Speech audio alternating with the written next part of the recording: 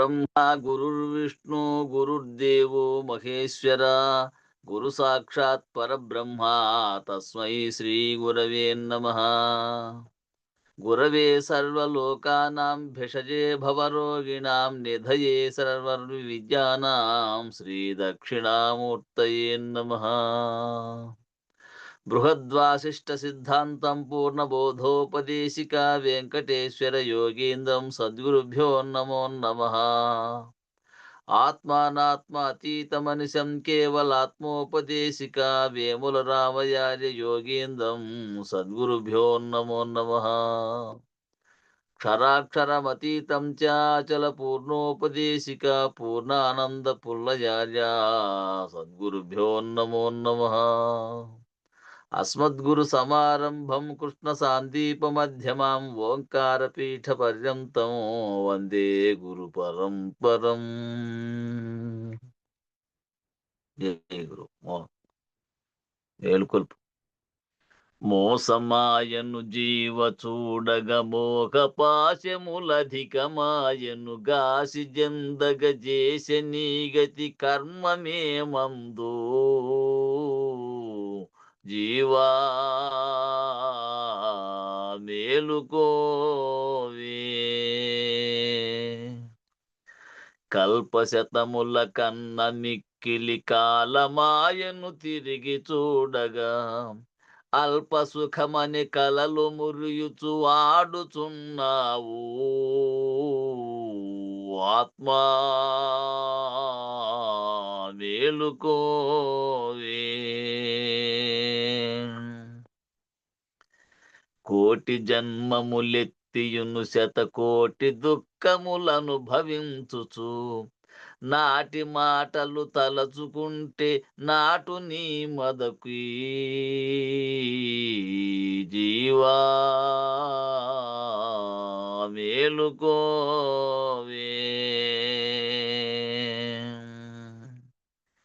ఇరువదొక వెయ్యారు నూరులు జరుగు హంసలు తరుగునాయువు హరిహరాదులు వచ్చి నిలచిన ఆగదీతనువు జీవా మేలుకోవే. లేనిపోని దుఃఖ జాలములో నబడి చెడిపోవుటెందుకు మాన అవమానంబులని నీ మమత విడలేవు జీవా మేలుకోవే.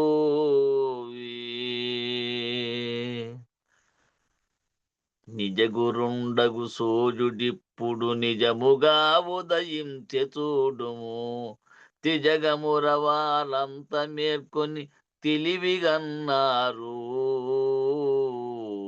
జీవా మేలుకోవే.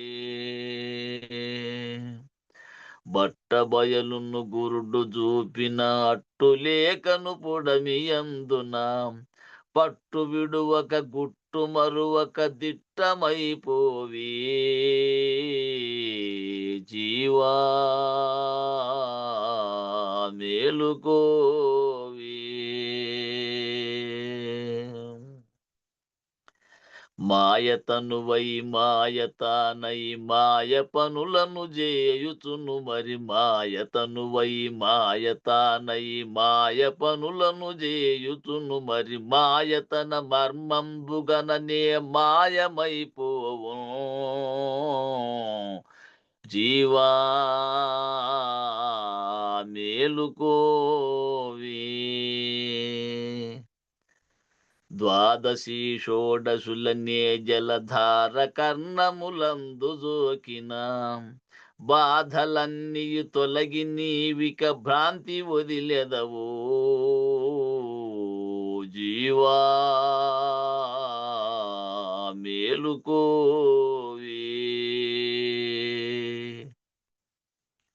భాగవత శ్రీకృష్ణ దేశిక ప్రభువరుండిటురానే వచ్చెను వేగగనితను మన ధనంబులు వీడి శరణనవే జీవా మేలుకోవి. పేలుకానా శంకరుండని పిలిచి ప్రభువరుండేలినాడట. మూలమూలే నట్టి ఎరుకను ముంచి వేసిరట. జీవా మేలుకోవే. మోసమాయను జీవ చూడగ మోక పాశములధికమాయను. గాసి జందగ చేసే నీ గతి కర్మమేమందు. జీవా మేలుకోవి. జై శ్రీ సద్గురు ప్రభు మహారాజుకు జై. పూర్ణానంద పుల్లయార్యులకు జై. విష్ణుఆనంద కృష్ణమూర్త్యార్యులకు జై. అనంతకోటి భక్త మండలికి జై. జై గురు. జై గురు. అందరికీ జై గురు. గురు పరంపరకు జై. ఇంకా వెనకనాటకంలో ఆఖరిలో ఇందులో ప్రస్తావించబడిన అంశాల గురించి, ఆ అంశాలలో 12 అంశాలు అయిపోయినాయి. ఆఖరిలో ఆ వాడబడినటువంటి పదాల నిర్వచనము వివరణ ఇచ్చారు. వాటిలో మనం నిన్న 12 వరకు అయిపోయినాయి. 13వది అయినటువంటి నరస్వప్నము స్వరస్వప్నము.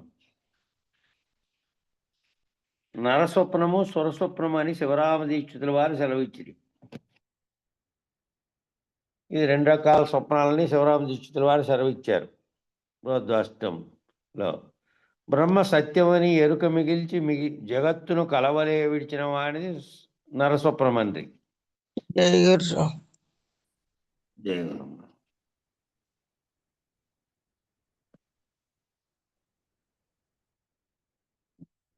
బ్రహ్మ సత్యము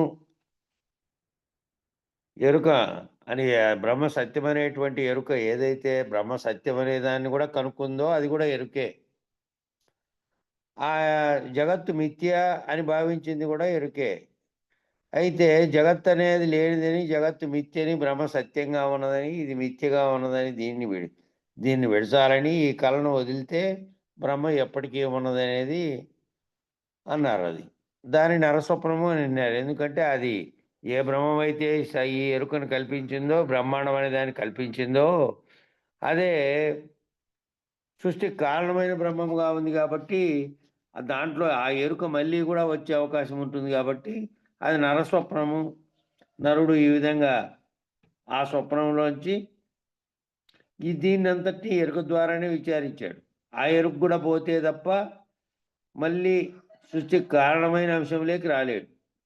ఆ ఎరుక పోతేనే కారణ వస్తువుగా ఉన్న బీజం పోయి మళ్ళీ జన్మరాహిత్యం జరుగుతుంది. కానీ తాను సాక్షిత్వ స్థితిలో బ్రహ్మంగా ఉన్నాను అనే స్థితిలో కనుక్కుంటే అది ఎప్పుడైనా మళ్ళీ అవకాశం ఉంటుంది. మళ్ళీ సంకల్పం ఎప్పుడు కలిగిందో అదే కార్యరూపం ధరించినటువంటి జన్మకు కారణమవుతుంది. సురలనగా కలలోని కథానాయకుడు కూడా ఈ కలవలే అసత్యమని ఎంచి, కలపురుషుడైన బ్రహ్మము కూడా అసత్యమని ఎరుక విడిచిన వారు. ఇంకా స్వరస్వప్నం సురలనగా ఏమిటి అంటే కలలోని కథానాయకుడు. ఈ కళ ఎవరు కన్నారు? ఈ కలగంటున్న దానికి కారకుడైనటువంటి వాడు బ్రహ్మం సూక్ష్మ స్థితిలో ఉన్నటువంటి ఎరుకే. ఆ అఖండ ఎరుక ఏదైతే ఉందో అఖండ ఎరుక మాత్రమే బ్రహ్మముగానున్నదే ఉన్నది. మిగిలినంత అసత్యము. దృశ్య జగత్తు లేదు, నేను నీవు అనేటువంటిది లేదు, సర్వము లేదు అని తెలియబడిన తర్వాత సర్వము లేదని చెప్పిండేది ఎవరు? అఖండ ఎరుకగానున్న నేనే బ్రహ్మమునండే స్థితిలో ఉన్నదే చెప్పింది. ఆ నేనే బ్రహ్మమునండేటువంటి స్థితిలో ఉన్నది. ఈ కళ ఎవరు కన్నారు? ఈ కళగా అంటున్నది అఖండ ఎరుకగానున్నది. దాని యొక్క కళే జగత్తు కదా. దాని యొక్క బ్రహ్మాండమే కళే జగత్తు. అందులో ఏర్పడిన అనేక జీవులతో సహా అదంతా కలిపే అఖండ ఎరుక సృష్టికి కారణమైనది. కాబట్టి జగత్తును కలవలే విడిచిన వారిని స్వప్నం అన్నారు. సురలు అంటే ఎవరంటే కలలోని కథానాయకుడు కూడా ఈ కలవలే అసత్యమని ఎంచి, కలపురుషుడైన బ్రహ్మం కూడా అసత్యమని ఎరుక విడిచిన వారు. ఈ కళను ఎవరికైనా చెప్పారు, ఎవరు విచారించారు, ఇదంతా విచారించి ఎవరైతే ఇదంతా అసత్యము, కనపడే దృశ్య ప్రపంచం లేదు, నేను నీవు అనేది లేదు, కేవలం ఒక్కటే ఉన్నది, ఆ బ్రహ్మమే ఈ సృష్టికి కారణమైన బ్రహ్మం ఒక్కటే సత్యం అన్నారే, అదంతా విచారించిన కలపురుషుడు ఎవరైతే ఉన్నారో ఆ కలపురుషుడు కూడా లేడు. ఆ కలలో కథానాయకుడు కూడా లేడు. ఆ బ్రహ్మం ఎవరైతే ఈ సృష్టికి కారణమని ఈ సృష్టిని కలగన్నాడో బ్రహ్మము, ఆయన ఎరుక బ్రహ్మమే. అఖండ ఎరుకగా ఉన్నటువంటి ఈ సృష్టికి కారణమైన బ్రహ్మం. కాబట్టి ఆ కలపురుషుడైన బ్రహ్మం కూడా అసత్యమని, అది కూడా ఎవరైతే లేదో, అది కూడా వారి స్వరస్వప్నమందు బ్రహ్మము కూడా లేకనే తోచి ఎరుక బ్రహ్మం అనేది పేరున లేనివాడే. వాళ్ళకు కూడా తోచినటువంటి ఓ కలలో నిజానికి జగత్ అనేది లేకపోయినప్పటికీ, ఏ కల అయితే జీవునికి వచ్చి కలలోంచి మేల్కుంటానే కలలో తోచిన వస్తువులు వాదించిన వాళ్ళు, ఎదురుపడిన వాళ్ళు, నానా రకాల ఈయన ఏ చర్యలైతే చేశాడో ఆ చర్యలన్నీ నిజానికి లేనే లేనివని కల మేల్కొంటానే వెంటనే ఎట్లా కనుక్కున్నాడో, అట్లా ఈ జగత్ అనే కలను కన్నటువంటి ఆ బ్రహ్మం అనేటువంటి కలపురుషుడైనటువంటి బ్రహ్మం కూడా ఇది నిజానికి సత్యం కాదు, ఇది నేను అన్నటువంటి ఈ అసత్యమైనటువంటి కళ, ఈ అసత్యమైనటువంటి ఈ ఎరుక కూడా లేకుండా పోతే, అఖండ ఎరుక ఉన్నటువంటి ఈ కలగన్నటువంటి బ్రహ్మము కూడా లేకుండా పోతే, అంతకుముందు ఉన్నటువంటి అచల పరిపూర్ణ పరబ్రహ్మం అనేటువంటి ఏ దానికి కారణం కానటువంటి, ఏ కళ లేనటువంటి, స్థూల సూక్ష్మ స్థితులు అనేటివి లేనటువంటి, ఇక్కడ సూక్ష్మ స్థితిలో కలగంటున్నాడు. విరాట్ పురుషుని యొక్క సూక్ష్మ స్థితిలో హిరణ్య గర్భుడై కన్నటువంటి బ్రహ్మాండంగా భావించినటువంటి, సంకల్పించినటువంటి బ్రహ్మము తానేననేటువంటి కళ కూడా ఆ స్వరస్వప్నంలో కలిగింది. ఆ కలగన్నటువంటి ఆ బ్రహ్మం కూడా లేకనే తోచి బ్రహ్మం అనే పేరును లేడు కాబట్టి, ఆ త్రిమూర్తులు కూడా ఎరుకలోనే ఉన్నారు. ఆ త్రిమూర్తులుగా 3 కార్యాలు చేయడానికి ఒకే శక్తి వేరు వేరు పనులను చేసినప్పుడు ఆ వేరు వేరు నామాలు కలిగించుకుందో, ఆ 3 కూడా నిజానికి ఎరుకలోనే ఉన్నాయి. కనుక వారిది నరస్వప్నమే. ఎరుక ఉన్నంత వరకు అచలం కాదు. ఎరుక ఉన్నంతసేపు అచలం కానే కాదు. అచలం అంటే చలించనిది. దాంట్లో ఏ కళలు లేవు. దాంట్లో ఏ సంకల్ప వికల్పాలు లేవు. సంకల్పమే ఓంకారం అనే పదంతో శబ్దమై, శబ్దం నుంచి అనేక తన్మాత్రలు, పంచ తన్మాత్రలు మరియు త్రిగుణాలతో కూడి బాహ్య జగత్తుగా ఏర్పడి కార్యరూపం ధరించింది. ఆ సంకల్పం అసలే లేదు. అది కల్పించాలనేది కానీ అది కూడా లేదు. కేవలం బయలుగా ఉన్నటువంటి స్థితిలో అచలం ఉంది. కాబట్టి ఎరుక ఉన్నంత వరకు అచలం తెలియబడదు. అందువలన త్రిమూర్తులు అచల పరిపూర్ణ పరవైలైనటువంటి గురుమూర్తిని ఎరుగుట అసాధ్యం. వాళ్ళు మళ్ళీ ఆ స్థితిలో నుంచి వాళ్ళు కూడా గురుమూర్తిని ఆశ్రయించి పరబయలైనటువంటి గురుమూర్తిని ఎరుగుట కూడా అసాధ్యం. ఈ మానవుడిగా జీవించిన వాడు తనకు అతీతంగా ఉండే అన్వేషణలో చేశాడు. వాళ్ళు అక్కడ ఉన్నటువంటి సురులుగా, దేవతలుగా ఉన్నటి వాళ్ళు బ్రహ్మము సత్యమనేటువంటి ఎరుకలో ఉంటే మళ్ళీ సంకల్పించి మళ్ళీ జగత్తుకు కారణమైనది ఉంది. కాబట్టి ఇట్లాంటి అచల గురుమూర్తిని ఎరగాలంటే త్రిమూర్తులుగా ఉన్నామనే స్థితిలో నుంచి కూడా సృష్టికి కారణమైన బ్రహ్మము అనే స్థితిలో కూడా ఆ బ్రహ్మమే కలగనింటే ఈ జగత్తుతో సహా సర్వము తోచినట్టుగా ఉన్నది కాబట్టి, సర్వము ఏర్పడినట్టుగా కాకుండా కేవలం తోచినట్టుగా ఉన్నది కాబట్టి, ఆ కళ కూడా బ్రహ్మము అన్నటువంటి కళ కూడా పోతే సర్వము లేదు, ఉన్నది అచలమే. ఇక కేవలాకాశం. కేవలాకాశం అనగా బయలే. ఇది ఎరుక బయలైనట్టిదే కానీ బట్ట బయలు కాదు. ఇది ఆకాశం అనగా కేవలాత్మ మాత్రమే ఉన్నది. ఆ ఆత్మలోంచే సర్వము ఉద్భవించింది కదా. ఇక ఏదీ లేనప్పుడు వ్యక్తం కానబడినటువంటి కేవలాత్మ స్థితిలో ఉన్నటువంటి బయలే ఇది. అది ఎరుక బయలైనట్టిదే కానీ బట్ట బయలు కాదు. బట్ట బయలంటే ఎరుక బయలు కాగా బయలు నెరిగే ఎరుక కూడా లేనిచో. ఎరుక అనే దానికి బయలు తెలియబడింది. ఏ ఎరుక అనేది నీలో ఉందో ఆ ఎరుకకే బయలు అనేది అంశం తెలియబడింది. బయలు యొక్క అది కేవలం ఊహాత్మకంగా తెలియబడేది, కంటితో కనబడేది కాదు. గురుమూర్తి కృపచేత నువ్వు దాన్ని తెలుసుకోగలిగిండేది, ఊహించగలిగిండేది.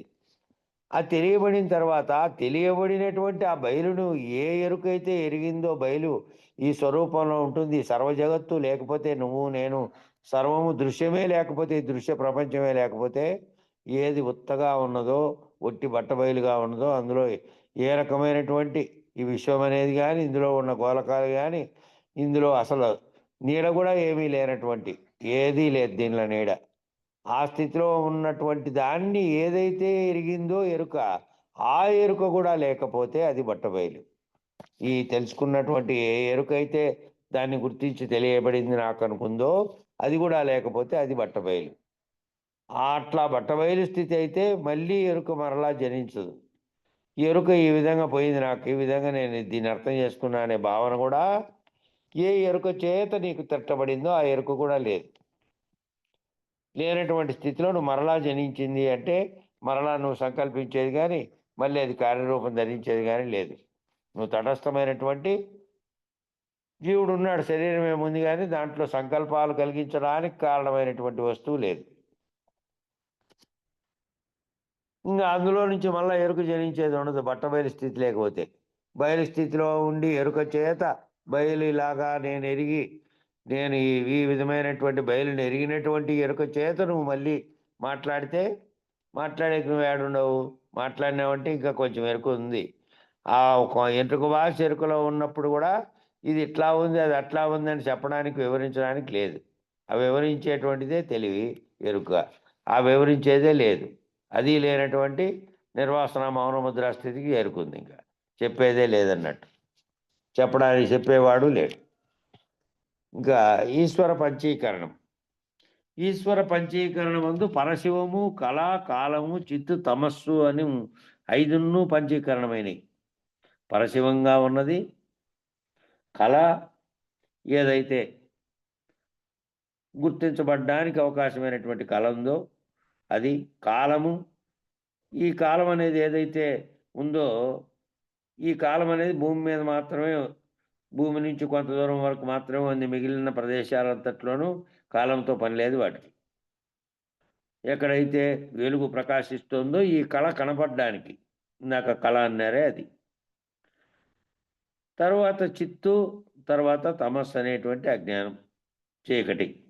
ఈ 5 పంచీకరణ అంటే ఈ వేదాంత పద్ధతిలో ఇక్కడ చెప్పారు. నిజానికి పంచీకరణ అంటే సాంఖ్యంలో చెప్పిన పంచీకరణ ప్రకారం ఏది మొదట తన్మాత్ర రూపంలో ఏర్పడిందో అది మళ్ళీ గుణాలతో కూడి కార్యరూపం ధరించిన తర్వాత ఏ ఆకాశం నుంచి పంచభూతాత్మకమైనది అది సగభాగం అలాగే ఉండి ఆ ఆకాశం మిగిలిన సగభాగం 4 ముక్కలై 4 అంశాలుగా ఉండి ఒకటి అగ్నిగా వాయువుగా, అగ్నిగా, జలముగా, నీరుగా మళ్ళీ వాటితో తాదాత్మ్యం చెంది ఆ మిగిలినవి కూడా 4 సగం అట్లే ఉండి ఆ 4 కలిసి వీటిలో కలిస్తే ఏర్పడినటువంటి ఆ 5 పంచభూతాత్మకమైనవి కార్యరూపం ధరిస్తే ఆ 5 25తో కూడినటువంటి జీవుడు అనేది ఏర్పడినటువంటిది అక్కడ చెప్పినటువంటి సాంఖ్య పంచీకరణ. ఇక్కడ చెప్పినటువంటి వేదాంత పద్ధతిలో చేసిన పంచీకరణం ఇక్కడ పరశివం అనే అర్ధభాగం పరబ్రహ్మమైంది. రెండవ అర్ధభాగం 4 భాగాలై మొదటిది కళతో కూడి శివరూపమైంది. మొదటిది ప్రకాశంతో కూడి ఏ ఆకాశంలోంచి సగం ఉందో ఆ సగభాగం ముట్టితే ఆ సగభాగంలో 4 భాగాలు 4 అయినట్టు వాటి శివరూపమైంది. రెండవది కాలంతో కూడి, కాలం అనే ప్రకాశంతో కూడి విష్ణు స్వరూపమైంది. మూడవది చిత్తం అనేటువంటి దాంతో కూడి బ్రహ్మ అయింది. నాలుగవది తమస్తో కూడి ఇంద్ర అనేది అయింది. తమస్సు అంటే అజ్ఞానంతో కూడి. ఇదే విధంగా పరశివం వలనే కళ, కాలము, చిత్తు, తమస్సులు కూడా అర్ధభాగములై, అంటే ఇదే విధంగా ఏవైతే అయితే ఈ 5 రకాలుగా అయినటువంటి అయినాయో, ఒకటి పరశివంగా, ఒకటి కళగా, ఒకటి కాలముగా, చిత్తుగా, తమస్సుగా. ఈ పరశివంలో సగభాగం అట్టే ఉండి మిగతా సగభాగం అయింది కదా, అలాగే ఆ మిగతా కళలో సగము, కాలములో సగము, చిత్తులో సగము, తమస్సులో సగము 4 సగాలు. ఆ 4 కూడా అర్ధభాగములై 2 అర్ధభాగములు, రెండవ అర్ధభాగములు 4 విభాగములై మళ్ళీ అవి వాటితో కలిసి ఒకదానికొకటి కలిసి 4వ భాగాలు పంచీకరణం అందింది. ఆ పంచీకరణము నిజానికి ఆ భౌతిక పంచీకరణంగా చెప్పబడిందేమో దాంట్లో సాంఖ్యంలో చెప్పబడింది. అది దీన్ని భౌతికంగా కలవబడినటువంటివి ఏదైతే కార్యరూపం ధరించే స్థూల జగత్తు ఏర్పడిందో దానికి కారణంగా చెప్పారు. ఇది మనసును దృష్టిలో పెట్టుకొని మన వేదాంత భావాన్ని దృష్టిలో పెట్టుకొని చెప్పారు ఇది. ఈ ఇది నాలుగు పంచీకరణ. బ్రహ్మాండ పంచీకరణ అంటారు. ఈశ్వర పంచీకరణ అంటే ఈ బ్రహ్మాండానికి 5 పిండాండానికి ఎట్లయితే జీవుడికి 5 25 తత్వాలుగా ఉందో బ్రహ్మాండానికి కూడా 5 25 తత్వాలుగా ఉంది. ఉంది కానీ అది ఇవి 5 కార్యరూపం ధరించకముందు తన్మాత్రలతో కూడి కలిసిన తర్వాత 5గా పంచభూతాలుగా పరిణమించింది. వాటిలో మళ్ళీ ఒక దాంట్లో ఒకటి దాగి ఉన్నాయి. అవన్నీ విడదీస్తే 25.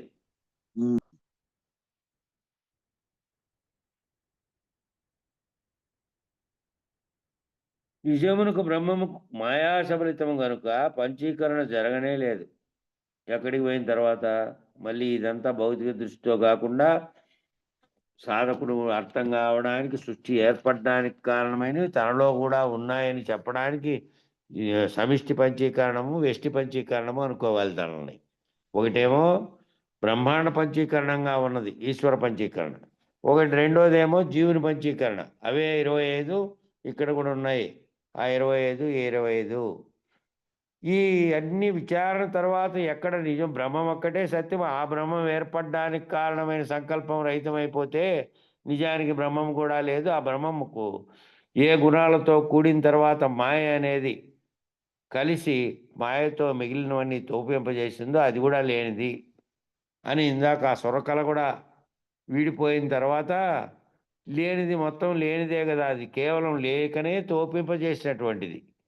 కాబట్టి మాయా సబలితం కాబట్టి పంచీకరణ జరగనే లేదు.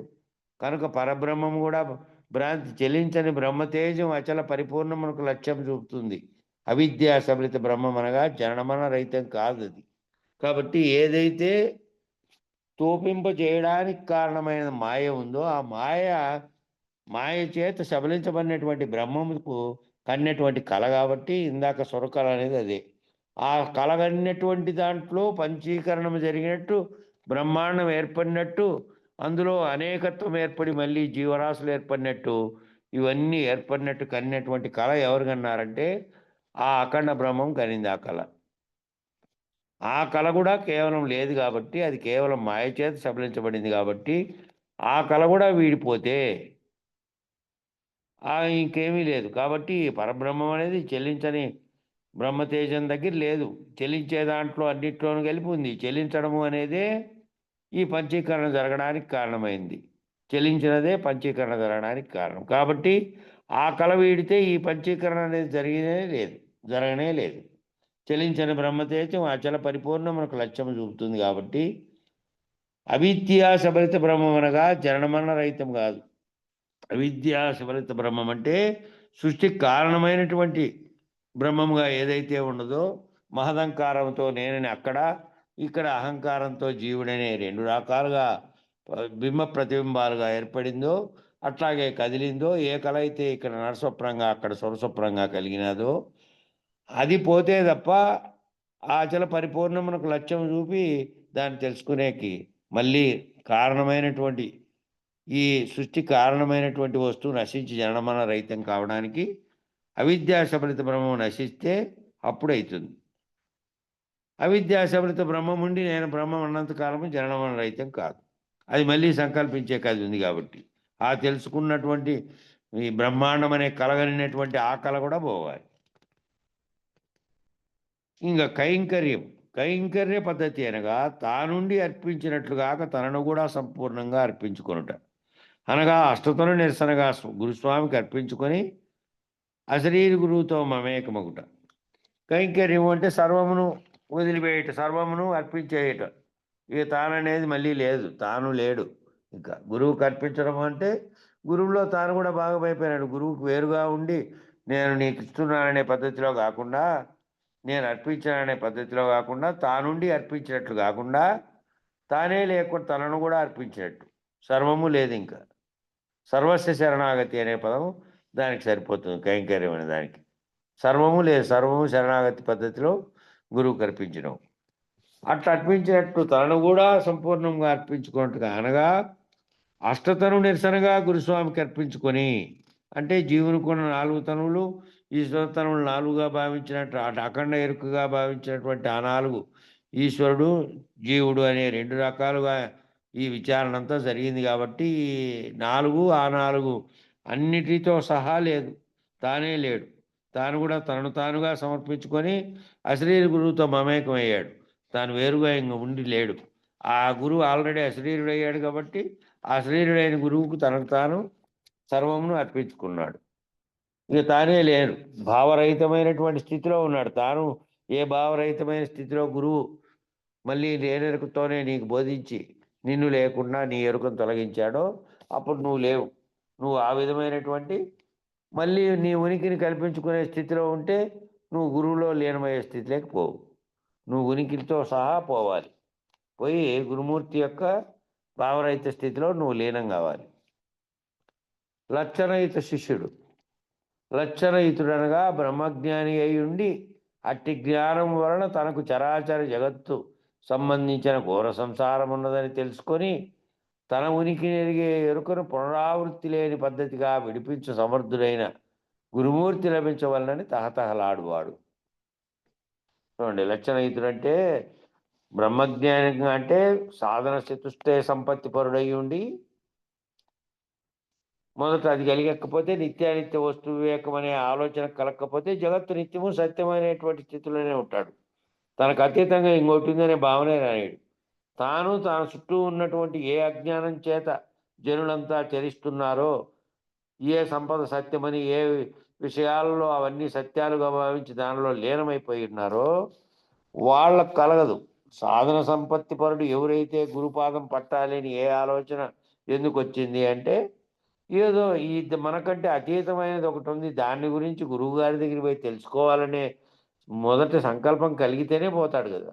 అట్టి సంకల్పం చేతి ఎవరైతే అక్కడికి పోయి సాధనా సంపత్తి పరుడై అయిన తర్వాత లక్షణయుతుడయ్యేది. అంతకుముందు ఏమో అజ్ఞానిగా ఉండి తన గురించి తెలుసుకోవాలని పోయినాడు. పోయిన తర్వాత గురుమూర్తి చేత సాధన సంపత్తి పరుడైన తర్వాత నేను తెలుసుకోవాల్సింది ఏంది అంటే, జ్ఞానం వలన తనకు చరాచర జగత్తంతా కూడా సంబంధించిన ఘోర సంసారం అంతా ఉన్నదని కనపడడానికి నేను దాంట్లో తాదాత్మ్యం చెందడానికి కారణం ఏంటంటే జ్ఞానం. జ్ఞానం లేకుండా ఉంటే నీ చుట్టూ జరిగేది కానీ, నీ కంటితో చూసే దృశ్య ప్రపంచం కానీ, నీలో జరుగుతున్నటువంటి భావ పరంపర కానీ ఏమీ లేదు. అదంతా కలగాలంటే ముందు జ్ఞానం. ఆ జ్ఞానంతో అన్నిటి తెలుసుకొని మళ్ళీ తెలిసిన దానితో ఏం చేస్తున్నావు అంటే దానితో తాదాత్మ్యం చెందుతున్నావు. దానితో తాదాత్మ్యం చెందని స్థితి ఒకటి ఉంది. ఈ జ్ఞానమే ఈ ఘోర సంసారం అనేటువంటి సర్వ జగత్తుకు కారణమై ఉన్నది. ఈ జ్ఞానం అనేది ఎరుకగా ఉన్నది, ఖండాఖండములుగాను ఉన్నది. దీన్ని పోతే తప్ప ఈ ప్రపంచం అనేటువంటి జగత్ అనే ఘోర సంసారం దీనివల్లనే ఉన్నది. కాబట్టి ఇది పోవాలంటే తన ఉనికిని ఎరిగే ఎరుకను, తన ఉనికి ఏమిటి, తాను రావడానికి కారణం ఏమిటి, ఆ తానునే రావడానికి కారణమైనటువంటి నేను ఏ దాంట్లో నుంచి పుట్టింది, అఖండ ఎరుకగా ఉన్న మహదహంకారం అనేటువంటి బ్రహ్మం అనే కల్పన చేయడానికి కారణమైనటువంటి దాంట్లో నుంచి పుట్టింది. ఆ పుట్టినటువంటి ఎరుకను పునరావృత్తి లేని పద్ధతిగా విడిపించి సమర్థుడైన గురుమూర్తి. ఆ ఎరుక ఏ విధంగాను పునరావృత్తి లేని పద్ధతిగా అంటే, ఎరుక మళ్ళీ సంకల్పించలేని స్థితిలోకి ఎరుకను రద్దు చేసే పద్ధతిలో మళ్ళీ అది పునరావృత్తి కాకుండా ఆ ఎరుకలో ఆ ఏ రకమైనటువంటి మళ్ళీ బీజం ఉండడానికి లేదు. ఆ ఎరుక సాక్షత్వ స్థితిలో ఉండి తాను బ్రహ్మమునని గుర్తిరిగిన స్థితిలో ఉన్నప్పటికీ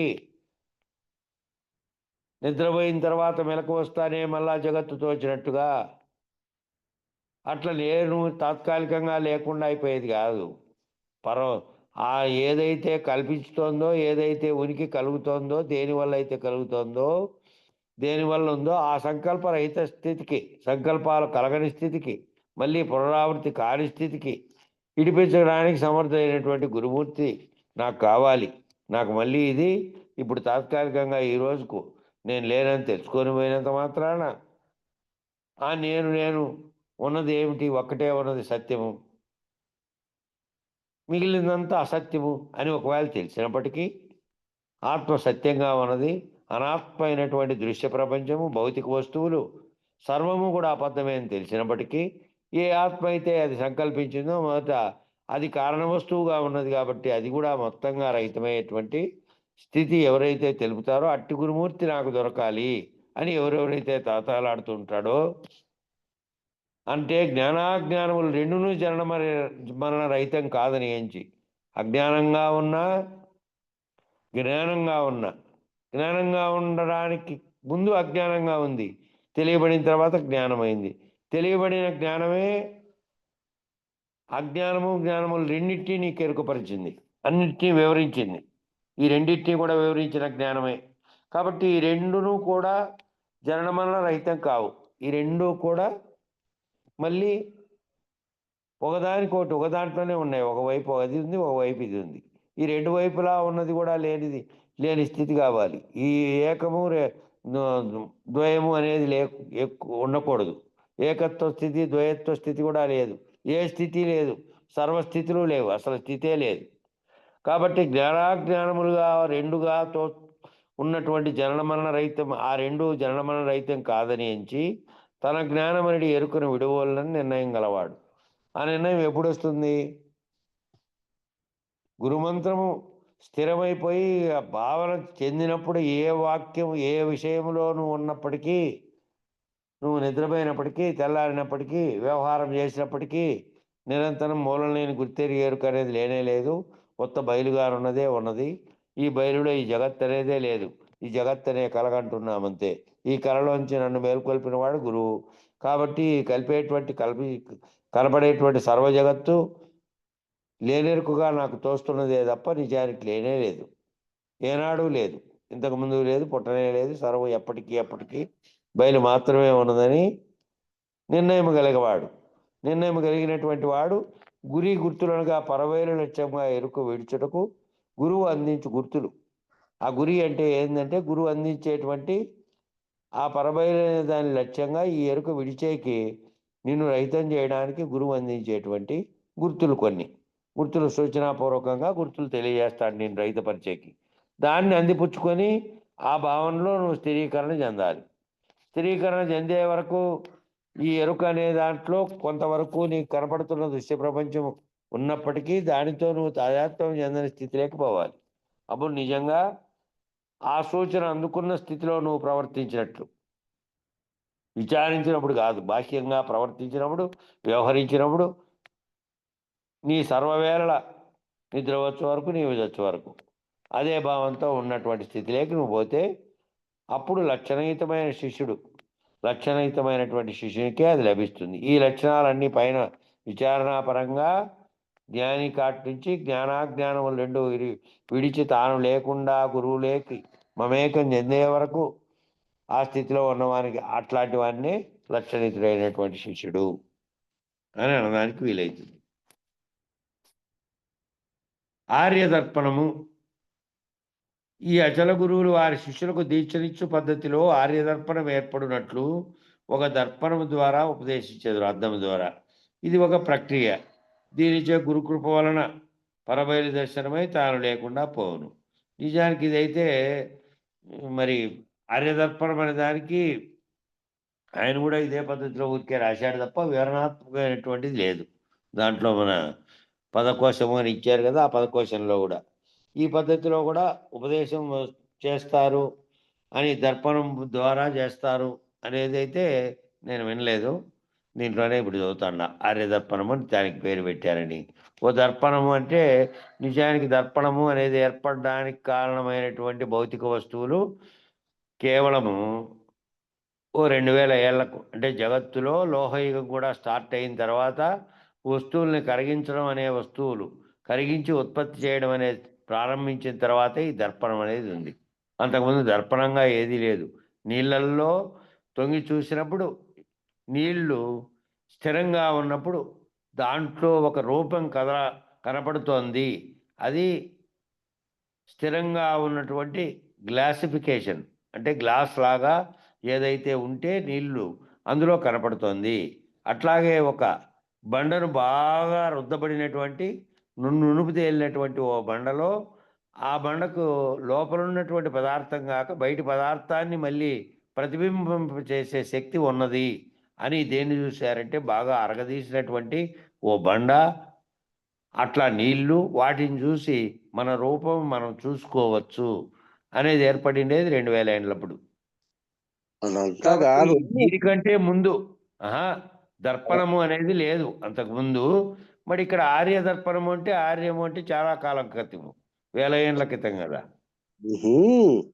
ఉమ్. శిష్యుడు బోధించే క్రమానికి ఆర్యదర్పణం అని చెప్పి దర్పణం తీసుకున్నాడు. ఎందుకంటే అర్ధమందున రూపం అంటున్నట్లు ఈ జగత్తంతా వస్తా ఉంది పోతా ఉంది, అది మాత్రం స్థిరంగా ఉంది కదేంపా, అదే ఉమ్. పరిపూర్ణ, అదే అచలము, ఆ వచ్చిపోయేదే నువ్వు అని దానికి ఉపమానానికి అదే తీసుకున్నాడు. నోటితో చెప్తాము అద్దము ద్వారా అన్నాడు చూడు. ఒక ఆ, దర్పణం ద్వారా ఉపదేశించెదరు, అదే అదే దర్పణం ద్వారా ఎట్లా ఉపదేశిస్తారు అనేదే ఆ, నేను అడిగింది. ఆ అద్దము ఎదురుగా ఉంది, మనందరం అద్దం కాటికి పోయినాము, అద్దంలో మనం కనపడినాము. మనం పక్కకు పోయిన తర్వాత అద్దంలో ఏంది లేదు, అద్దమే ఉంది. లేదు, బింబం చలిస్తేనే ఆ అద్దంలో ఉండే బింబం కూడా ప్రతిబింబం చలిస్తుంది. అసలు ప్రతిబింబానికి అద్దము కారణమే కాదు అనేది మనం బోధిస్తున్నాం. కానీ ఆ, అద్దము ద్వారా ఉదాహరణ చెప్పాల్సిందే, అద్దము ద్వారా చెప్పేది ఏమి లేదు.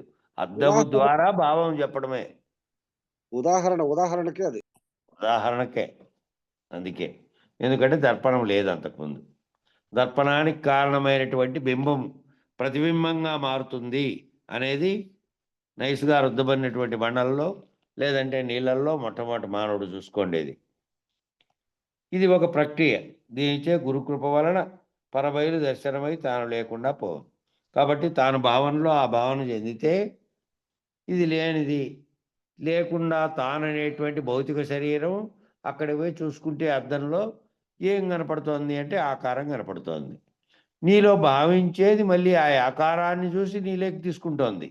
నిజానికి నీలో ఉన్నటువంటి అన్నిటికీ కారణమైనది అది భౌతిక వస్తువు కాదు, అద్దంలో కనపడేది కానే కాదు. అది అది రూపమే లేదు దానికి. స్వప్న స్థితిలో ఉన్నటువంటి నీలో వచ్చినటువంటి సంకల్పం అనేటువంటి కేవలము ఏ రూపము లేదు దానికి. అది లోపల ఉంది, అది గమనించకపోతే, అది గుర్తించకపోతే ఇదంతా ఏమీ గుర్తించదు. శరీరం అందులో కనపడదు, ఆ దర్పం చూపించేదాన్ని నీలేకపోదు. కాబట్టి ఇదంతా కేవలము ఆ దక్షిణామూర్తి సూత్రంలో చెప్పినట్టు విశ్వం దర్పణ దృశ్యమాన నగరీతుల్యం నిజాంతర్గతం. బయట కనపడుతోంది కానీ అర్థం చూపిస్తే సర్వ విశ్వము దాంట్లో ఉన్నట్టుగా విశ్వం తోస్తోంది, కానీ నిజానికి అంతర్గతంగా చూసుకుంటే ఈ విశ్వం లేనిదిగా, ఈ విశ్వం కేవలం అద్దంలో కనపడుతున్న ప్రతిబింబంలా ఉన్నది, నిజానికి లేనిది.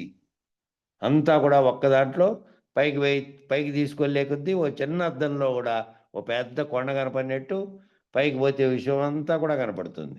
ఎంత కింద కెమెరాలో చూపించే అంత చిన్న రౌండ్గా ఇప్పుడు ఆకాశంలోకి పోయి రాకెట్లు చూపించినట్టు అదంతా కనపడుతుంది, కానీ నిజానికి అద్దంలో కనిపించినటువంటి అది నిజానికి లేదు. ఎక్కడ ఏది భావిస్తుందో దాన్ని, అది లేకపోతే ఇది లేనే లేదు.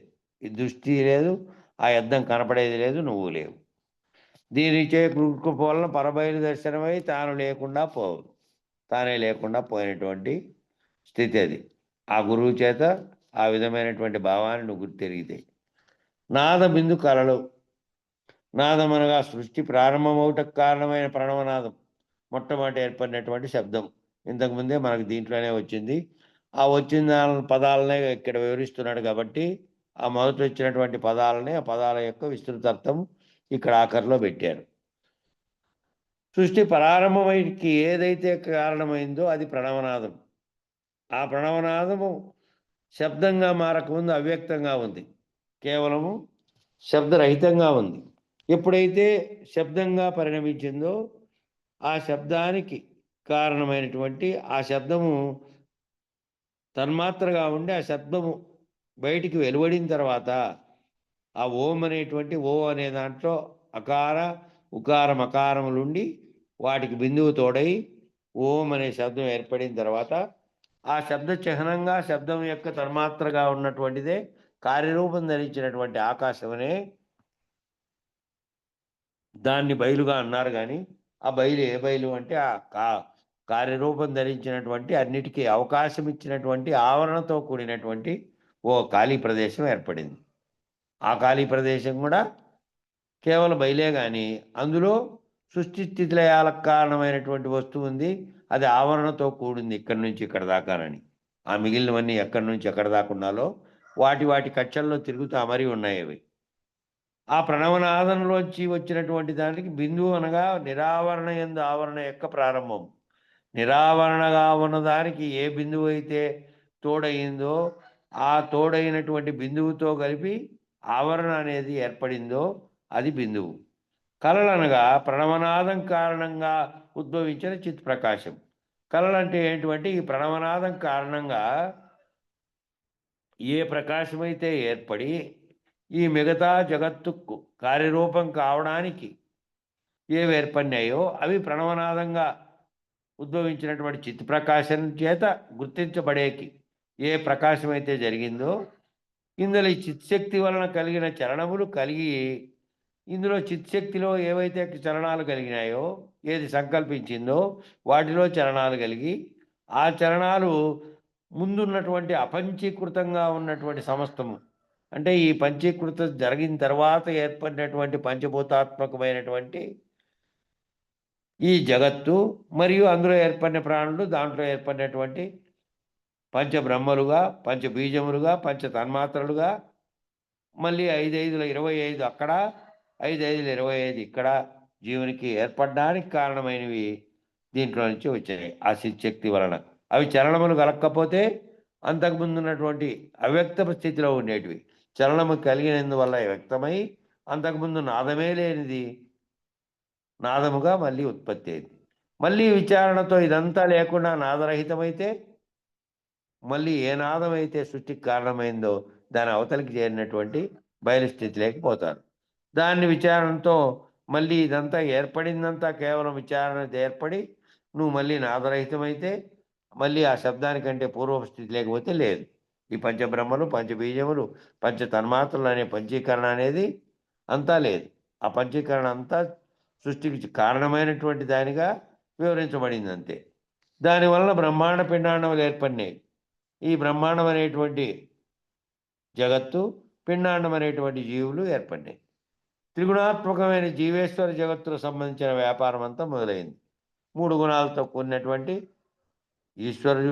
ఈశ్వరుడు అనేది ఏమో బ్రహ్మాండాన్ని నిర్వహిస్తే జగత్తును ఆ జగత్తులో ప్రతిబింబ చైతన్యంగా వచ్చినటువంటి జీవుడు తనకు సంబంధించినటువంటి వ్యాపారం అంటే కదలిక పనులు ఏదైతే క్రియారూపం ధరించిందో అంతకుముందు సూక్ష్మ రూప స్థితిలో ఉండి కార్యరూపం ధరించిన తర్వాత క్రియారూపమై జీవేశ్వర జగత్తుగా పరిణమించిందో ఆ వ్యాపారం మొదలైంది. సృష్టితోనే మొదలైంది అదంతా. అందువలన ఓమరిని మహత్తు నాదబిందు కళలకు మూలస్థానమే. నాదము బిందువు కళలు. నాదం అనే శబ్ద రూపంలో ఉంటే కళలకు స్థానం ఏమిటంటే ప్రకాశము. ఆ ప్రకాశానికి కారణమైనది మూలస్థానంలో ఉన్నటువంటి చిత్ శక్తి అనేది. ఈ 3 కలిసిన తర్వాత ఈ ఓం అనే పద్ధతి ఏర్పడి ఆ ఓం అనేది బహిర్గతమైన తర్వాత ఓం పూర్వ పద్ధతి అయినటువంటి అవ్యక్తాన్ని దాటి బ్రహ్మము తానని మహదంకారంతో కూడి ఆ మహదంకారంతో కూడినటువంటి తాను వ్యక్తం కావడానికి మిగిలిన వాటన్నిటినీ కలుపుకుంది. ఆ మిగిలిన తన్మాత్రలన్నీ మహదంకారంతో కలిసి గుణాలు ఏర్పడి ఆ గుణాల చేత ఏర్పడినటువంటి స్థితి అది.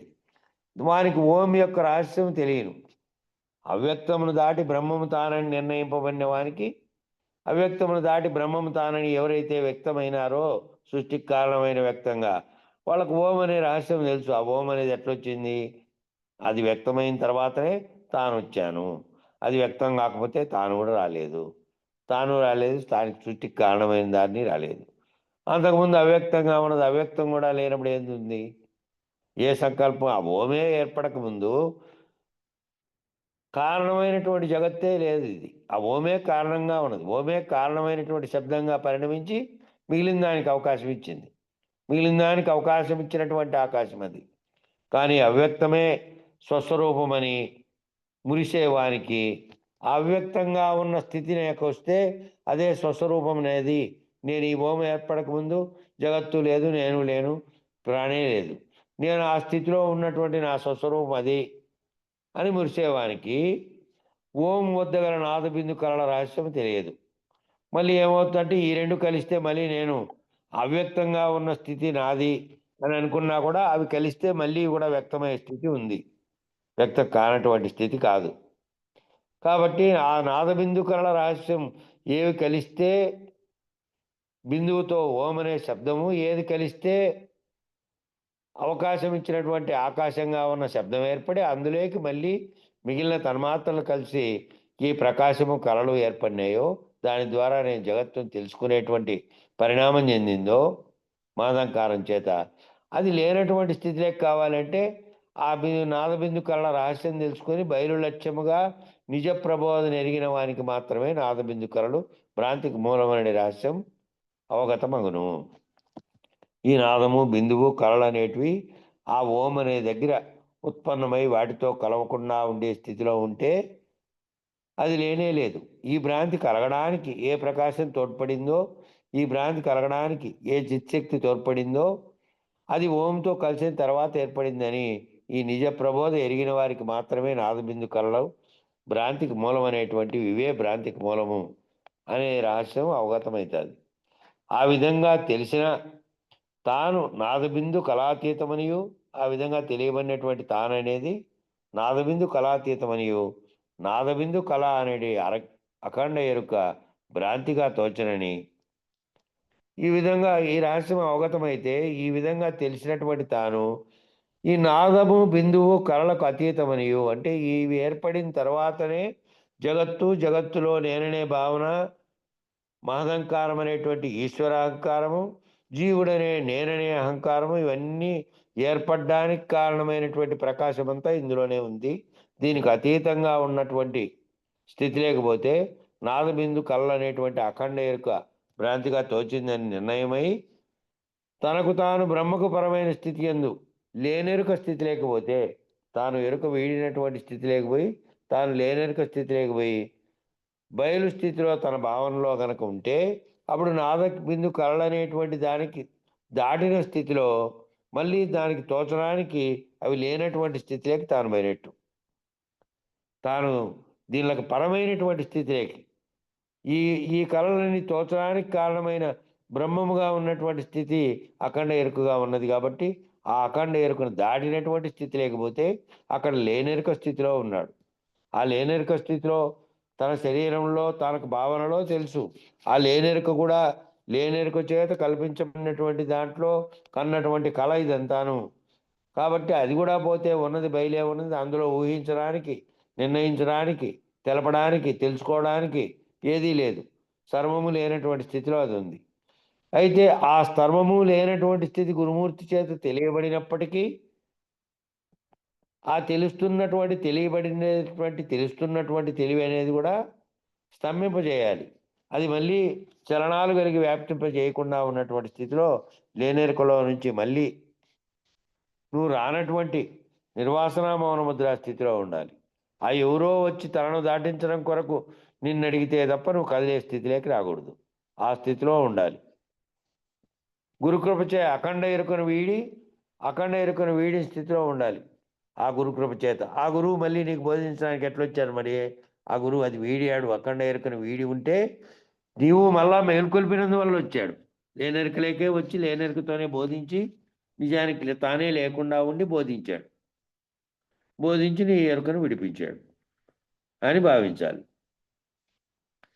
పరారూప ఎరుక, పరారూపంలో ఉన్నటువంటి సకల చరాచర జగత్తునందలి ప్రాణులు లేక జీవుల యొక్క సహజ అసహజ సంస్కారముల వలన ఏర్పడిన సంచిత కర్మరాశి. ఈ చరాచర సకలము కూడా కదిలేది కదలనిది ఈ జగత్తు, అందులో ఉండే ప్రాణులు, జీవులు, వాటి యొక్క సహజ అసహజ సంస్కారముల వలన ఏర్పడిన సంచిత కర్మరాశి. వాటి యొక్క సహజము అసహజమైనటువంటివి కొన్ని ఉన్నాయి. సహజంగా వచ్చినటువంటిది సహజ స్థితిలో నిజానికి ఆ సహజ స్థితిలో నుంచి వ్యక్తం కావడానికి ఏదైతే వచ్చిందో ఈ జగత్ ఏర్పడడానికి ముందు కారణమైనది ఒకటి ఉంది. అది ఏర్పడిన తర్వాత ఏర్పడిన జీవులు తమ కంటికి కనపడినటువంటి దానితోనూ తాము వ్యవహారం చేస్తున్నటువంటి దానితోనూ తాదాత్మ్యం చెంది ఇవన్నీ తానే కల్పించుకున్నటువంటి అసహజంగా ఏర్పడినటువంటి లక్షణాలు తనకు. అసహజంగా తనకు లక్షణాలు ఏర్పడినాయి. తాను ప్రాణము, తాను జీవించాలి కాబట్టి తనకు ఒకటి కావాలి. ఇవన్నీ కల్పించుకున్నటువంటి తాను ఏ విధంగా బతకగలడో, తాను ఏ విధంగా వ్యవహారం చేస్తే మేలో జీవుడుగా ఏర్పరచుకున్నటువంటి అసహజమైనటువంటివన్నీ ఏర్పరచుకున్నాడు. ఇక పుట్టినప్పటి నుంచి అదే మొదలు. అదే సంసారం అనే వ్యవస్థ మొదలు. మళ్ళీ ఆఖరికి అన్నీ లేనటువంటి పోయేటువంటి స్థితి.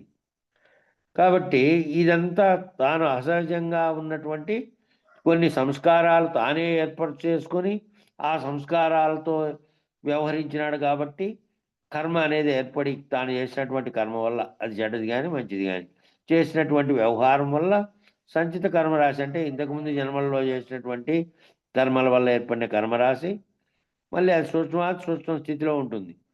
ఇంతకుముందు చేసిన కర్మల యొక్క రాశి నేనెక్కడో పోయింది, ఆ శరీరం పోయింది కదా అనంటే ఆ శరీరం పోయింది. అందులో ఏదైతే ఎరుకగా ఉండి సూక్ష్మ స్థితిలో ఉండి అది మళ్ళీ ఇక్కడ దేహాన్ని తగిలించుకుందో దానెమ్మడితే తెచ్చుకుంది అది. శరీరమేమో పోయింది. శరీరంలో చర్యలు జరిగి ఆ కర్మలు చేయడానికి, ఆ కర్మలను అనుభవించడానికి, ఆ కర్మలను భావించడానికి ఏది సూక్ష్మ స్థితిలో ఉండి అప్పుడు ఎరుకగా పనిచేసిందో అది చావలే కదా, ఇది పోయింది. అది అట్లే తగిలించుకొని వచ్చింది కాబట్టి ఆ సంచితములన్నీ సూక్ష్మ స్థితిలో అట్లే వచ్చాయి దానెమ్మడిత. అది సూక్ష్మ స్థితిలోనే ఉంది. ఈ సంచితములు ప్రారబ్ధములుగా విభజించబడి జీవోపాధులు ఏర్పడి ఇవన్నీ ఏవేవైతే చేశాయో అవి దానిగా విభజించబడి ఉత్తమంగా చేసింది మానవుడుగా, దానికంటే కొంచెం ఓ రకంగా ఉన్నది సాధు జంతువులుగా, దానికంటే ఓ రకంగా ఉన్నది ఇట్లా అనేక రకాలుగా అత్యంత క్రూరంగా ఉన్నవి, అత్యంత హీనమైనటువంటి వేరువేరు జీవోపాధులు ఏర్పడడానికి ఆ సంచితములన్నిటినీ పంచితే మళ్ళీ జన్మంలో ప్రారంధములుగా అయినాయి. ఆ జన్మలో ప్రారంధాలు అనుభవించేటప్పుడు కనుక మళ్ళీ వాటి ప్రవర్తన ఏ విధంగా ఉందో దాన్ని బట్టి ఒక్కొక్క దాంట్లో నుంచి ఒక్కొక్క దానికి మెట్టెక్కి వచ్చినట్టు ఒక్కొక్క దాంట్లో నుంచి ఒక్కొక్క జన్మలో ఆ సంచితాలని పోగొట్టుకుంటూ ఆ ప్రారంధంలో నుంచి మళ్ళీ ఉత్తమ కర్మ చేసినప్పటికీ ఉంది కాబట్టి మళ్ళీ జన్మలను అనుభవిస్తూనే ఉంటాడు. జీవోపాధులు ఏర్పడి వాటి ద్వారా పొందుతాయి. అయితే ఈ ఇన్ని రకాలుగా విభజించబడినటువంటిది ఏది అంటే ఈ ప్రారంధంలో వస్తున్నటువంటి చీమ నుంచి అనేకత్వం వరకు పొందినటువంటి మానవుని వరకు ఉన్నటువంటి అన్ని జీవరాశుల్లోనూ ఆయా కర్మలు అవి చేసినటువంటి అంతకుముందు దాంట్లో చేసినటువంటి సంచిత కర్మల్ని విభజించబడితే ప్రారంధ కర్మల్లో ఆయా జన్మలు ఎత్తాయి. అవి వాటి అనుభవముల ద్వారా మళ్ళీ వాటిని పొందుతూ ఉంటాయి ఆ జీవోపాధులు. ఇటు సంచిత రాశి జీవేశ్వర జగత్తులు లేనప్పుడు కూడా ఎండు. ఈ సంచిత రాశి ఎక్కడుంది? జీవేశ్వర జగత్తులు లేనప్పుడు కూడా అవ్యక్తంగా ఉన్న దాంట్లోనే ఉంది. దీనినే మూల ప్రకృతి అనేటువంటి అవ్యక్త స్థితిలో వ్యక్తమైన తర్వాత మళ్ళా మూల ప్రకృతిగా ఉన్నది అట్టే ఉండి అదే వచ్చింది, అదే తీసుకొచ్చింది. ఒక సృష్టి పోయి మళ్ళీ ఒక సృష్టి జరిగింది అంటే అంతకుముందు సృష్టి రహితమై అవ్యక్తం లేకపోయినప్పుడు ఈ సర్వ సంచిత రాశి, సర్వ జగత్తు మరియు సంచిత రాశి అంతా కూడా మూల ప్రకృతి అనేటువంటి పరమాత్మ అనేటువంటి దాంట్లోనే దాగి ఉంది. అది వ్యక్తం కాకుండా ఉన్నంత కాలం అట్లుంది. వ్యక్తం కావాలనే సంకల్పం కలుగుతానే మళ్ళీ ఆయా పంచీకరణ చేయబడి అవ్యక్తంగా ఉన్నటువంటి స్థితిలో నుంచి మళ్ళీ ప్రారంధ జగత్తు ఏర్పడి ఆ ప్రారంధంలో మళ్ళీ ఆయా జీవులన్నీ వ్యక్తం కావడానికి ఊపిరి పోసుకోవడానికి కారణమైంది. ఈ సంచిత రాశికి ఆశ్రయమైన దానిని ఈ సంచిత రాశి అంతటిని ఎక్కడ ఆశ్రయించిందంటే పరారూప ఎరుక. ఈ అఖండ ఎరుకగా బ్రహ్మముగా చెప్పబడిందేమో సృష్టికి కారణమైన స్థితిలోకి వ్యక్తమైన తర్వాత, అంతకుముందు అదే అవ్యక్తంగా ఉన్నదని ఎక్కడ చెప్పారో ఆ అవ్యక్తంగా ఉన్నదే పరారూపంగా ఉన్నటువంటి ఎరుక. అక్కడ కూడా అవ్యక్త స్థితిలో కూడా ఎరుక ఉంది, ఆ పరారూపంలో ఉంది ఆ ఎరుక. మాయ అనగా లేనిది కనుక మాయ అనేదేమో లేనిది, నిజానికి లేనే లేదు. అది కేవలం దీన్ని వక్రీభవింపజేసి దీనితో నాటకం ఆడించడానికి ఏర్పడినటువంటిది. అది ఆ మాయ స్వచ్ఛ స్థితిలో కనబడేది కాదు కాబట్టి మాయ అనగా లేనిది కనుక పరారూప ఎరుక కూడా నిజానికి లేనిదే. ఆ లేని పరారూప ఎరుకలో ఉన్నట్టుగా తోపింపజేయడానికి కారణమైనది ఇది, తోడై వ్యక్తం కావడానికి కారణమైంది కూడా ఇదే. మాయ ఉన్నను ఎరుకన్నను ఒకటే. మాయ అన్నే కూడా ఎరుకన్నే, మాయ అన్నను ఎరుకన్నను ఒకటే. రెండు ఒకటే ఇంకా. మాయ అన్నే ఎరుకన్నే. ఎందుకంటే ఏది సంకల్పిస్తుందో ఏది వికల్పిస్తుందో అదే మాయ. మాయ అన్న ఎరుకనను ఒకటే. అనగా ఎరుక లేనిది అఖండ రూప ఎరుకనడి భ్రాంతికి పరమైనదే పరారూప ఎరుక. ఎరుక లేకుండా అఖండ రూపం అనేటువంటి ఎరుక అనేటువంటి అఖండ రూపం అనే ఎరుక అంటే అఖండ ఎరుకగా ఉత్పన్నం కావడానికి కారణమైనటువంటి పరారూపంగా ఉన్నటువంటి దానికి పరారూపంగా ఉండి వ్యక్తం కావడానికి ఏ సంకల్పం కలిగిందో ఆ ఎరుక అవ్యక్త స్థితిలో కూడా ఉండి అట్లే దాని చేత కల్పించబడి దానిచే ప్రేరణ కల్పించబడి వ్యక్తం కావడానికి కారణమైంది. భ్రాంతి నుండి విడుదలకు వరకు, ఆ భ్రాంతి నుంచి పరారూప ఎరుక భ్రాంతి నుంచి విడుదలయ్యే వరకు సంచిత రాశి పరారూప ఎందు చొచ్చి శరణ పొందినదని ప్రబోధగా వివరించరు. ఆ పరారూప ఎరుకే ఈ భ్రాంతి నుంచి విడుదలైతే మొత్తం పోయినట్టు. విడుదల లేకుండా అవ్యక్త స్థితిలో ఉంటే మళ్ళీ సంచిత రాశి ఆ పరారూప ఎరుకలేకి పోయి శరణ పొందింది. ఆడ పోయింది ఉన్నప్పటికీ మళ్ళీ వ్యక్తమైతేనే మళ్ళా పరారూప ఎరుక వ్యక్తమైతేనే అంత ప్రాణకోటి అంతా మళ్ళా వచ్చింది. ఆ సంచిత కర్మలన్నీ అట్లే పెట్టుకుంది, కేవలం అవ్యక్త స్థితిలో పెట్టుకుంది అంతే. మొత్తం సంచిత కర్మలు అన్ని కర్మలు వచ్చి మళ్ళీ అన్ని రకాలైనటువంటి వస్తు జగత్తు ఏర్పడడానికి కారణమైంది. కాబట్టి తాను దేని యందు దేనిని తాను చేర్చుకొనదు మరియు వీడదు. ఆ పరారూప ఎరుకేమో విశ్వ సముద్రం వంటిది. దాని యందు దేనిని తాను తీర్చుకొనదు మరియు వీడదు. అయినను పరారూప ఎరుక దేనిని ఉంచుకొనక తోసివేయ స్వభావం గలది. పరారూప దేనిని ఎంచుకోకుండా తోసివేయ స్వభావం గలది, కానీ దాన్ని ఆశ్రయించే ఉన్నది ఇది. అంతవరకు పరారూప ఎరుక ఎందు చొచ్చి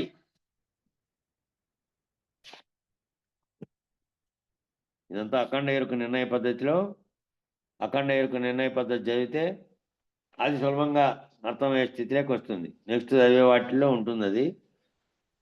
ఆ తోసివేయ స్వభావం గలది. అంతవరకు పరారూప ఎరుక ఎందుకు వచ్చి దానిని శరణాలయముగా చేసుకున్న సంచిత రాశి తోసివేయబడినప్పుడు, అంతవరకు శరణాలయంగా చేసుకున్నటువంటి సంచిత రాశి అంతటిని అవ్యక్తంగా ఉన్న దాంట్లో పెట్టుకుంది పరారూప ఎరుక. పెట్టుకొని అదేమో తోసేసింది బయటికి. ఆ తోసివేయబడినప్పుడు నిగిడి తన్ని బయట ఉండి కాలప్రభావమును బయలువెడను. అది బయటకు వచ్చి నిగిడి తన్ని ఉండబట్టి అక్కడి నుంచి తన్నేస్తే బయటకు వస్తుందంటారే, అట్లా వచ్చి కాలప్రభావం అనే దాంతో బయటకు వచ్చి బయట వ్యక్తమైన తర్వాత మళ్ళీ వీటన్నిటితో కలిసి మళ్ళీ కాలము ఇతరత్ర ఏర్పడినటువంటి సర్వము ఏర్పడినాయి. ఇంతకుముందు 5 రకాలు చెప్పారే, ఆ 5 రకాలైనటువంటివన్నీ 25 రకాలుగా మార్పు చెందడానికి కూడా అట్లా ఏర్పడినాయి. ఈ విధంగా బయటపడిన సంచిత రాశిని మూలా విద్య ప్రధానమైన అఖండ ఎరుపుగా పిలిచెదరు.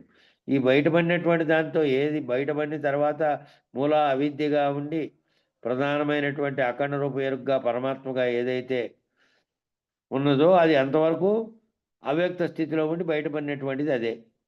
మరి కొంతకాలానికి అది ఉత్తమ పురుషుడు ప్రధానమైన అఖండ ఎరుపుగా పిలువబడింది.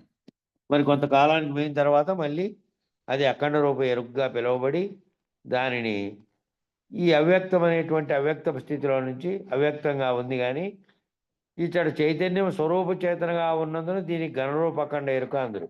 అంటే ఈ గణరూప అఖండ ఎరుక అంటే ఎరుక కదలకుండా అవ్యక్త స్థితిలో ఉంది, పోలే మొత్తం అక్కడ గణరూపం చెందింది అంతే. కదలిక కలిగితే చైతన్యం కదిలితే ఏమవుతుంది? చైతన్యమే కదిలి వ్యవహరిస్తుంది, ప్రపంచంగా ఏర్పడుతుంది. కాబట్టి చైతన్యం కదలని స్థితిలో అవ్యక్తంగా ఉన్నప్పుడేమో ఘనరూపంలో ఉంది. ద్రవీకరించబడితే చైతన్యం స్వరూప చేతనగా ఉన్నందున ఘనరూప అఖండ ఎరుకగా ఉంది. కాల ప్రభావం చేత అఖండ ఎరుక ద్రవరూపమై ప్రకృతి పురుషులుగా అయితే ద్వంద్వమయ్యి అక్కడ ప్రకృతి పురుషులుగా తయారైంది. ఈశ్వరుడు పార్వతి అనే పేరు పెట్టారు. నిజానికి ఒకటేమో అవ్యక్త స్థితిలో వ్యక్తం కావడానికి ఉపయోగించుకున్నటువంటి తన్మాత్రల శక్తి అది ఆ ప్రకృతి. అంతకుముందు అవ్యక్తంగా ఉండి సంకల్పించినదే ఆ పురుషుడు అనేది. 3 ప్రధానమైన కండ ఎరుకలను అగుతాయి. 3 రకాలైనటువంటి కండ ఎరుకలు అయినాయి. అవి ఏంటంటే దైవరూపమైనటువంటి కేవలం ఎరుక, జడశక్తి రూపంలో ఉండేటువంటి జగత్తుగా మారినటువంటి మలినపు ఎరుక, జీవరూపంగా ఉండి రెండిట్లోనూ ఉన్నటువంటి మిశ్రమ రూప ఎరుక. ఈ ఖండ ఎరుకల్నే ఈశ్వరుడు, జగత్తు, జీవులని పిలుస్తారు. ఈ 3 రకాలుగా దీంట్లోనే మన బుక్కులోనే విచారణలోకి వచ్చింది, ఇప్పుడు చదివిన బుక్కులోనే. సత్శిష్యుడు సాధనచే ద్రవరూప ఖండ ఎరుకలను ఘనరూప ఖండ అఖండ ఎరుకగా మార్చుకొని తిరిగి ద్రవరూపం కాకుండానట్లు మూలా విద్య రహస్యమును మరియు చేతన రహస్యమును ఎరిగి గురుకృపచే బాధ్యరహితుడవును, అనగా తత్రహితుడవును. తత్ అనేది ఏదైతే కారణమైందో తత్ అనేదే బ్రహ్మం కాబట్టి ఆ తత్రహితుడవుతాడు. అదే అశుపదం అనేది పరారూప ఎరుక. మళ్ళా అశుపదం నేను అయినాననే పరారూప ఎరుక దాంట్లో కలిస్తే మళ్ళా అఖండ ఎరుకగా రూపుదిద్దుకుంటుంది. అఖండ ఎరుకగా రూపుదిద్దుకోకుండా ఉన్నటువంటి ఏదైతే తాత్కాలికంగా అవ్యక్తంగా ఉండి మూల అవిద్యగా ఉన్నటువంటి పరమాత్మ పరారూప ఎరుకలో ఆశ్రయం పొంది అక్కడ తాత్కాలికంగా అవ్యక్తంగా ఉన్నాడు. వ్యక్తమైన తర్వాత మళ్ళీ ద్రవరూపంగా మారి కదిలినటువంటి స్థితిలో కలుగుతుంది. కాబట్టి ఆ రహస్యాన్ని ఎవరి వల్ల ఎరగాలి? గురుకృప చేత ఎరిగి గురుకృప చేత భ్రాంతి రహితులు అవుతాము.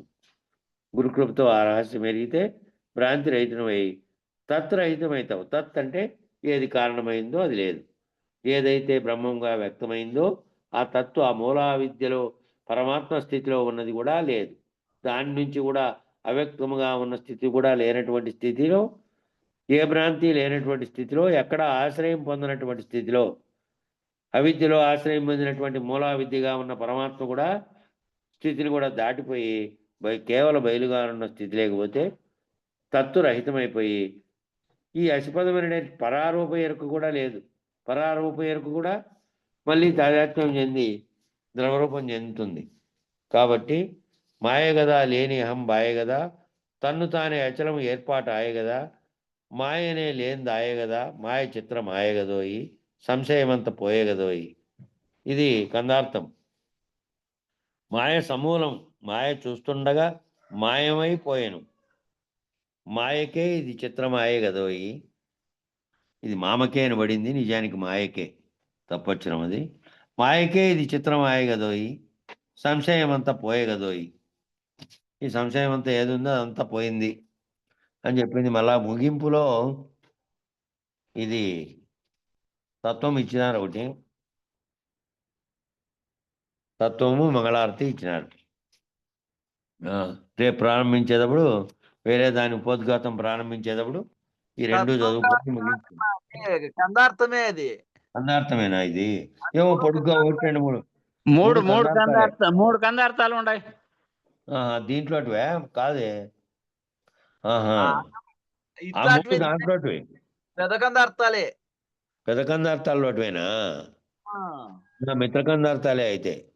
దీంట్లో మామూలు చిన్న దాంట్లో కందార్థాల భాగవత కృష్ణదాస్ కందార్థాలు కాదు. కాదు ఇవే దీంట్లో. దీంట్లో వచ్చినవి. అట్లయితే అవసరం లేదు, అట్లయితే ముగిద్దాం. మంగళారతి లాస్ట్లో దీంట్లో మంగళారతి చెప్పారు ఒకటి. ఈ మంగళారతి వాడండి ఈరోజు. దీని బుక్లోడిదే సరిపోతుంది మంగళం చెప్పినట్టు. లాస్ట్ పేజీలోడిది మంగళారతి చెప్పన్నా. రేపు ఆ మూడు విమర్శించి రేపు సరిపోతుందా? రేపు విమర్శించుకోవాలి.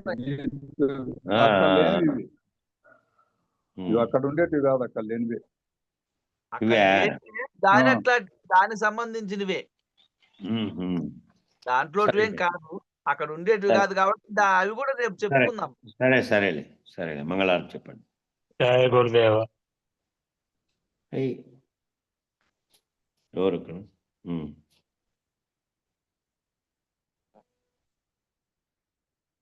టైం చాలా అయింది. ఆత్మనే సర్వలోక శరణ్యాయ సాధురూపాయ మంగళం.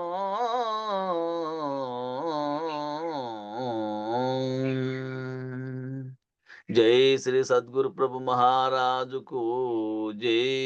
పూర్ణానంద పుల్లయాజులకు జై. విష్ణుఆనంద కృష్ణమూర్త్యాజులకు జై. అనంత కోటి భక్త మండలికి జై. జై గురుదేవ. జై గురు. నమస్తే స్వామి. జై గురు.